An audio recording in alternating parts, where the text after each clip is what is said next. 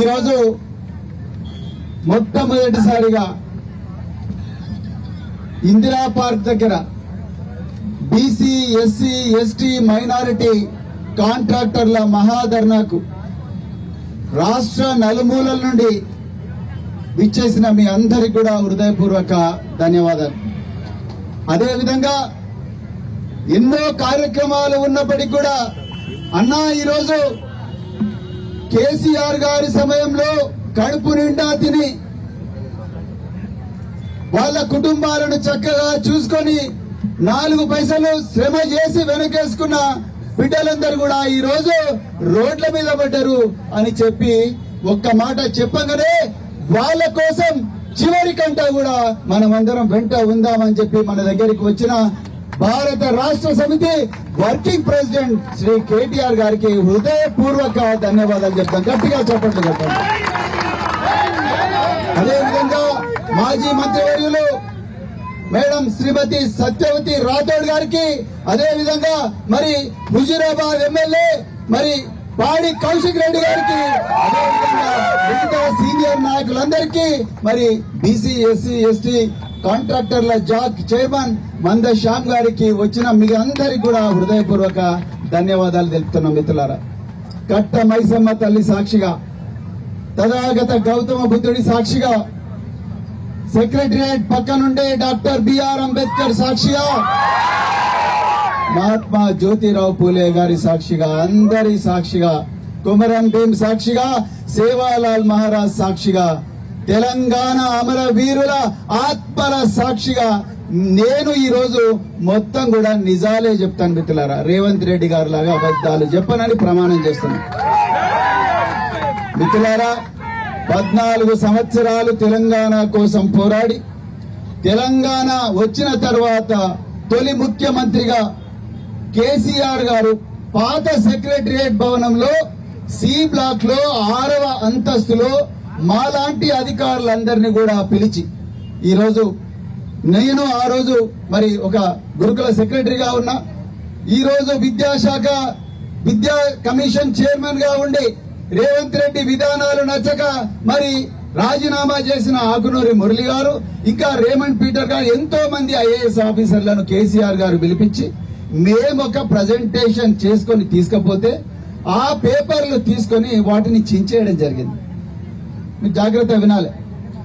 చించేసి ఏమన్నారంటే 50 సంవత్సరాల నుంచి చూస్తున్న ఈ పేద వర్గాలు, దళిత వర్గాలు, బీసీ వర్గాలు, గిరిజన వర్గాలు సాంప్రదాయక పద్ధతిలోనే మనం వాళ్ళను డెవలప్ చేయాలని చూస్తే డెవలప్ కారయ్యా, కొత్త పద్ధతిలో సాంప్రదాయానికి భిన్నంగా విప్లవాత్మకమైన నిర్ణయాలు తీసుకుంటేనే వీళ్ళ జీవితాలు బాగుపడతాయని చెప్పి ఆ విధంగా ప్రపోజల్స్ తీసుకురండి అని చెప్పి కేసీఆర్ గారు ఆ రోజు మా అందరికి హుకుం ఇచ్చారు. నా దగ్గరికి రొటీన్ కార్యక్రమాలు నా దగ్గరికి తీసుకురాకండి అన్నారు.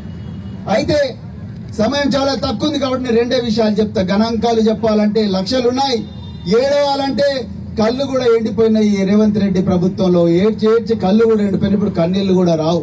కానీ 2 విషయాలు అయితే చెప్పాలి. మరి కేసీఆర్ గారు హుకుం ఇచ్చిన వెంటనే మాకు ఒక రోజు మనోరంజన్ కాంప్లెక్స్ నాంపల్లి దగ్గర ఒక మీటింగ్ జరుగుతా ఉన్నది.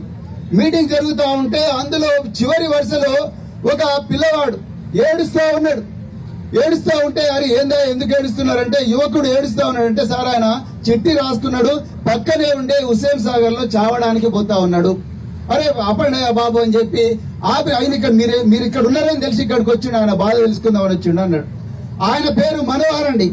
ఆయన 6వ తరగతి వరకు చదువుకున్నాడు. సార్ మా అమ్మ నాన్న ఇద్దరు కూడా పారిశుద్ధ కార్మికులు, వాళ్ళు తాగి వాళ్ళు చనిపోయినరు, ఆత్మహత్య చేసుకున్నారు. నేను ఒక్కనే మిగిలిన, నాకు ఏమీ ఆధారం లేదు సార్, నేను చావాలనిపిస్తుంది అని అంటే మేము పక్కకు తీసుకొచ్చి చాలాసేపు సంజాయించి ఒక 2-3 ఏళ్ళు కౌన్సిలింగ్ చేసి దాని తర్వాత మరి ఆయన బాబు నువ్వు ఏ పని చేస్తావు చెప్పు అన్నాం. సార్ నేను మార్వాడీలో గోదాంలల్లా నేను టీ షర్ట్లు కౌంట్ చేసేటోని, చీరలు కౌంట్ చేసేటోని, గుజరాత్ నుంచి బాంబే నుంచి భివాండి నుంచి మాల్ వస్తే ఆ మాల్ లో కౌంట్ చేసి సేటుకు అప్పచెప్పేటోని అన్నట్టు.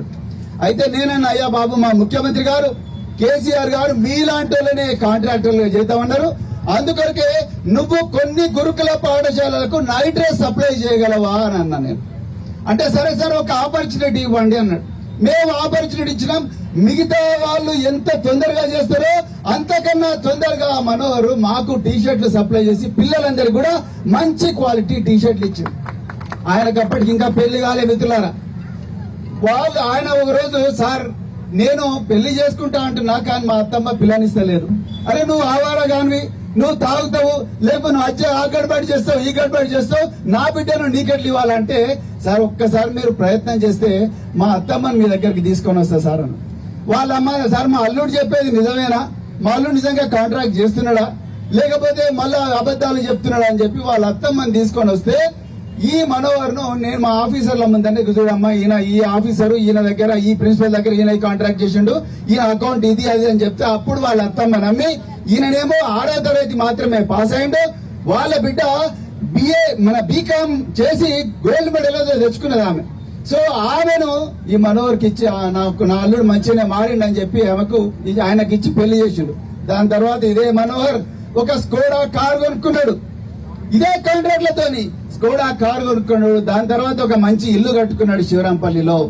మిత్రులారా, అదే విధంగా కీర్తి శేషులు అజ్మీరాజ్ చందులాల్ గారు గిరిజన సంక్షేమ శాఖ మంత్రిగా ఉన్నప్పుడు ఆయన మాకు ఒకటే చెప్పేది, చూడయా ముఖ్యమంత్రి గారు రొటీన్ ఫైల్స్ తీసుకపోతే ఇంటలేడు, మీరు వాళ్ళ లోపల నుంచే గొప్ప గొప్ప కాంట్రాక్ట్లను చేసి వాళ్ళకే కోట్ల రూపాయల కాంట్రాక్ట్లు ఇవ్వండి, వాళ్ళు ఎట్లా చేయాలో మనం చూద్దామని చెప్తే మేము ఈఎంఆర్ఎస్ స్పోర్ట్స్ మీట్ జరుగుతుంటే భారత ప్రభుత్వం చూస్తే 3 విద్యార్థులకు ఇస్తే అద్భుతంగా 5 కోట్ల కాంట్రాక్ట్లు చేసి వాళ్ళు కూడా మరి సెకండ్ హ్యాండ్ బెంచ్ కార్ కూడా కొనుక్కున్నారు. మిత్రులారా, నేను ఎందుకు చెప్తున్నా ఈ మాట, ఇలాంటి వాళ్ళను కేసీఆర్ గారి ప్రభుత్వంలో అధికారులుగా ఉన్న మేము 10,000 మందిని తయారు చేసినాం. 10,000 మందిని తయారు చేసినాం. నిజానికి ఈరోజు సార్ వీళ్ళందరూ కూడా అడుగుతున్నది, ఒక్క నిమిషం బ్రదర్, వీళ్ళందరూ నిజంగా ఈ పొంగులేటి శ్రీనివాసరెడ్డి గారు చేస్తున్న ఈ క్రషర్ల కాంట్రాక్ట్లు అడుగుతలేరు. రేవంత్ రెడ్డి గారు అమృత్ టెండర్లలో 100 కోట్ల రూపాయలు 1000 కోట్ల రూపాయలు తింటున్న పెద్ద పెద్ద కాంట్రాక్ట్లు అడుగుతలేరు. వాళ్ళు అడుగుతున్నది సార్ మేము మా స్కూల్లో కూరగాయలు సప్లై చేస్తామని అడుగుతున్నారు. సార్ మా స్కూళ్లలో పారిశుద్ధ్య కార్మికులు ఎవరైతే ఉన్నారో వాళ్ళకు అవసరమయ్యే కెమికల్స్ ని మేము సప్లై చేస్తామని అంటున్నారు, ఫినైల్ ను సప్లై చేస్తామని అంటున్నారు, పిల్లలకు పనికొచ్చే సబ్బులను సప్లై చేస్తామని అంటున్నారు. కానీ ఈరోజు ముఖ్యమంత్రి ఆ ఫినైల్ కాంట్రాక్ట్లు కూడా బడా బాబులకు ఇచ్చిండ్రు. మిత్రులారా, మీరు ఒక్కసారి ఆలోచించండి. నిజానికి ఇక్కడ కుట్ర జరిగింది. రేవంత్ రెడ్డి గారు అధికారంలోకి వచ్చిన వెంటనే కేసీఆర్ గారి ఆనవాళ్లను తుడిచేసే కార్యక్రమంలో భాగంగా అన్ని పాఠశాలల్లో విద్యా సంస్థల్లో ఎవరైతే పూర్వ విద్యార్థులు ఉన్నారో వాళ్ళు ఎవరైతే కాంట్రాక్టులు చేస్తున్నారో వాళ్ళందరినీ కూడా రోడ్ల మీద పడేసి వాళ్ళందరూ కూడా కన్నీరు మున్నీరుగా విలపించి బిచ్చగాలుగా మార్చే కుట్ర అనేది జరిగింది. ఆనాడు ఒక అధికారిని అక్కడికి పోస్ట్ చేసి ఆ అధికారిని సీఎం గారికి అత్యంత దగ్గరగా ఉన్న అంతరంగిక సహాయకుడైన వేం నరేందర్ రెడ్డి ఇప్పుడున్న రాజ్యసభ సభ్యుడు వాళ్ళందరినీ కూడా కూర్చోబెట్టి వీళ్ళతోని ప్రాజెక్టు మానిటరింగ్ యూనిట్ అని చెప్పేసి ఒకటి తీసుకొచ్చి దానితో పాటు జీవో నెంబర్ 17 ఇచ్చి ఎక్కడ కూడా బీసీ ఎస్సీ ఎస్టీ మైనారిటీ పదవే లేకుండా ఆ కాంట్రాక్ట్ లో డాక్యుమెంట్ లో దీన్ని తీసేసిండ్రు. మిత్రులారా, ఈ రోజు ఇదే రేవంత్ రెడ్డి గారు చేవెళ్లలో ఆగస్టు 13వ తారీఖు 2023 నాడు ఎస్సీలకు 18%, ఎస్టీలకు 12%, కామారెడ్డిలో అక్టోబర్ నాడు బీసీలకు 42% ఇస్తున్నారు, మైనారిటీ సోదరులకు 4,000 కోట్ల బడ్జెట్ ఇస్తామన్నారు. కానీ ఈ పాఠశాలల్లో ఎక్కడ కూడా అలాంటి ఊసే లేదు. అందుకొరకే ఈ రోజు ఇక్కడ వచ్చిన వాళ్ళందరూ కూడా నిజంగా కడుపు గాలి వచ్చిండ్రు, వాళ్ళకు వేరే మార్గం లేకొచ్చిండ్రు. ఇవాళ ఎర్రటి ఎండ ఉన్నది, వడదెబ్బతో 100 మంది చనిపోతా ఉన్నారు. అయినా కూడా ఎండ కాదని పొద్దున్నే 5 గంటలకు లేచి ఈ ప్రభుత్వం చేస్తున్న దుర్మార్గాలకు, ఈ దోపిడీకి దౌర్జన్యానికి వ్యతిరేకంగా పోరాటం చేయడానికి చావోరేవో తేల్చుకునేందుకే ఈ రోజు వీళ్ళందరూ కూడా ఇక్కడికి వచ్చింది. సార్ ఈ రోజు మీరు మరి ఒక పెద్ద మనసు చేసుకుని వీళ్ళందరికీ అండగా ఉండడానికి ఇక్కడికి వచ్చిన మీకు మరొక్కసారి హృదయపూర్వక ధన్యవాదాలు తెలుపుతూ, మిత్రులారా, రేవంత్ రెడ్డి గారు అంటున్నారు 18 గంటలు నేను పనిచేస్తున్నా, నా రివ్యూలు చూసి అధికారులందరూ కూడా పారిపోతున్నారు అని చెప్తున్నారు. అయ్యా రేవంత్ రెడ్డి గారు, అధికారులే మాకు చెప్తున్నారు, మీరు 18 గంటలు రివ్యూ చేస్తున్నారేమో కానీ మీరు సర్వే నెంబర్ల గురించి రివ్యూ చేస్తున్నారు, మీరు భూముల గురించి రివ్యూ చేస్తున్నారు, మీరు ఎక్కడెక్కడ భూములు ఉంటే వాటిని కబ్జాలు చేయాలని రివ్యూ చేస్తా ఉన్నారు, దొంగ జీవోలు ఎట్లా తీసుకురావాలో రివ్యూ చేస్తా ఉన్నారు, రహస్యంగా జీవోలు తీసుకొచ్చి భూభారతి పోర్టల్లో మీకు అనువైన వాళ్లకు భూములు ఇవ్వడం కోసం ఈ రోజు రివ్యూలు చేస్తున్నారు. కానీ కేసీఆర్ గారు ఇలాగా ఈ పేద ప్రజలను కాంట్రాక్టర్లుగా మార్చే రివ్యూలు మీరు చేయడం లేదు. నిజంగా చేసుంటే ఆ జీవో కాపీలు, ఆ మినిట్స్ ఆఫ్ ద మీటింగ్, ఇవన్నీ కూడా దస్త్రాలన్నీ కూడా ఇవాళ ఇందిరా పార్క్ తీసుకొని రండి. మా కేటీఆర్ గారు ఇక్కడ ఉన్నారు. నిజంగా రేవంత్ రెడ్డి గారు ఇంకో మాట అన్నారు, ఇవాళ కేటీఆర్ గారు జడ్జి అంట, ప్రవీణ్ కుమార్ పోలీస్ ఆఫీసర్ అంట, వీళ్ళు నిరుద్యోగులుగా మారి రోడ్ల మీద తిరుగుతున్నారు. నిజంగా కేటీఆర్ గారు జడ్జి అయితే, ప్రవీణ్ కుమార్ పోలీస్ ఆఫీసర్ అయితే, రేవంత్ రెడ్డి మొదటి రోజునే నువ్వు చెల్లపల్లి జైలుకు పోయి ఎన్ని నేరాలు చేసినావు నాయన, నువ్వు ఎన్ని నేరాలు చేసినావు. నిజంగా కేటీఆర్ గారు మంచి మనిషి కాబట్టి ఇన్ని రోజులు బయటలో రేవంత్ రెడ్డి నువ్వు ఆయన నిజంగా జడ్జి అయ్యి మాలాంటి వాళ్ళు పోలీస్ ఆఫీసర్ల ఈ దస్త్రాలన్నీ కూడా నువ్వు చేసిన కుంభకోణాలన్నీ కూడా భూతత్వం కూడా పెట్టాల్సిన అవసరం లేదు.